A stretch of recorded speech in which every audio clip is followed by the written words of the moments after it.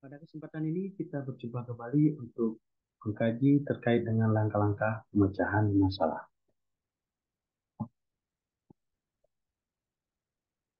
Menurut Polia, langkah-langkah pemecahan masalah ada 4. Yang pertama adalah memahami masalah, yang kedua merencanakan strategi, yang ketiga melaksanakan strategi, dan yang keempat memeriksa kembali dan menafsirkan hasil.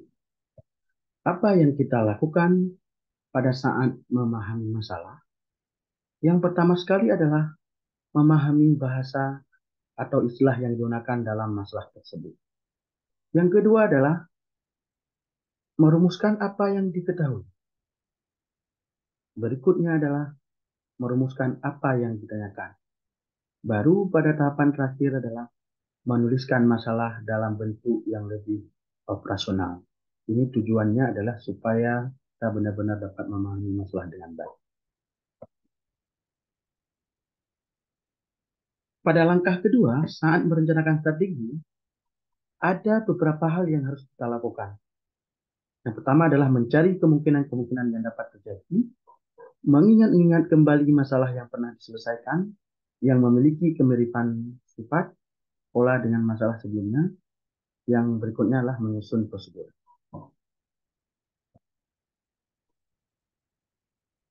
Apa yang kita lakukan pada saat melaksanakan strategi?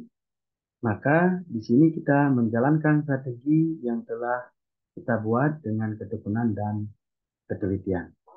Artinya apa? Kita melaksanakan apa saja yang telah kita rencanakan pada saat merencanakan strategi. Pada tahap terakhir dari langkah-langkah pemecahan masalah adalah memeriksa kembali dan menafsirkan hasil. Pada tahapan terakhir ini adalah ada 2 hal yang akan kita lakukan. Yang pertama adalah menganalisis dan mengevaluasi. Apakah yang telah kita lakukan itu sudah benar? Yang kedua adalah kita mencoba kembali dengan pendekatan yang berbeda atau dengan strategi yang lebih efektif. Tujuannya adalah supaya kita nanti dapat melaksanakan pemecahan masalah itu dengan sesuatu yang lebih baik dan baru. Nah, untuk memahami langkah-langkah pemecahan masalah ini, mari kita lihat implementasi langkah-langkah pemecahan masalah dalam sebuah contoh soal atau problem. Baik, contoh soal ini merupakan contoh soal yang telah kita perlihatkan atau kita uh, kaji di pertemuan sebelumnya, di mana di sini ada suatu aktivitas yang dilakukan oleh Pak Raji untuk mengisi 1 liter air ya yang diambil dari 5 liter air ke dalam 4 gelas. Jadi ada disediakan 12 gelas dengan ukuran yang sudah ada. Maka sebagaimana tadi sudah disebutkan langkah pemecahan masalah dalam Polia, yang pertama sekali adalah memahami masalah. Nah, jadi dalam memahami masalah, yang paling penting adalah apa yang diketahui, apa yang ditanya.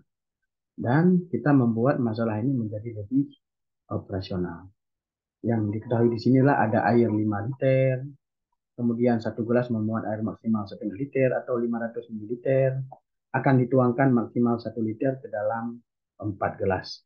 Jadi maksimal 1 liter maksudnya tidak boleh lebih dari 1 liter, kalau kurang itu boleh. 4 gelas mana saja yang akan memuat air maksimal 1 liter, itu pada langkah memahami masalah. Pada saat merencanakan strategi, maka di sini kita melakukan adalah mengetahui dulu kapasitas air pada setiap gelas. Nah ini, oh berarti kalau pada gelas pertama setengah berarti itu maksimalnya adalah 250 ml. Yang kedua adalah coba menggabung 4 gelas kemudian menjumlahkan volume air secara keseluruhan. Artinya apa? Di sini kita boleh menggabung sebarang gelas, kemudian kita menjumlahkan atau menggabungkan keseluruhan air tersebut jika memang nanti hasilnya kurang dari 1 liter atau sama dengan 1 liter, itu boleh. Kalau lebih, berarti tidak boleh kita mencari gelas yang lain. Itu di tahap merencanakan. Pada saat melaksanakan strategi, maka kita melaksanakan seperti apa yang telah kita rencanakan. Yang pertama adalah mengetahui dulu kapasitas air pada setiap gelas. Artinya apa? Kita merubah dari bentuk pecahan itu ke dalam bentuk berapa mililiter. Misalnya pada gelas 1 250, pada gelas 2 400, pada gelas 3 330, pada gelas 4 100, pada gelas 5 375, dan sampai gelas ke-12 itu adalah 400. Tentu dari mana ini diketahui? Dari ukuran-ukuran yang telah disediakan pada setiap gelas. Berikutnya adalah kita menggabungkan, misalnya salah satu kemungkinan 4 gelas tersebut adalah gelas 1, 2, 4, dan 8. Ternyata setelah kita jumlahkan, semua gelas tersebut menghasilkan 1 liter air. Maka ini adalah salah satu kemungkinan. Kemungkinan yang lain silahkan dicoba oleh mahasiswa sekalian. Langkah berikutnya adalah kita memeriksa kembali hasil. Pada tahapan ini ada dua hal yang perlu dilakukan, adalah memeriksa kepada gabungan 4 kelas yang telah ditentukan ya pada langkah ketiga, apakah air yang diperoleh kurang dari atau sama dengan 1 liter. Kalau memenuhi ini maka jawabannya benar. Kalau tidak lebih dari 1 liter maka jawabannya adalah salah.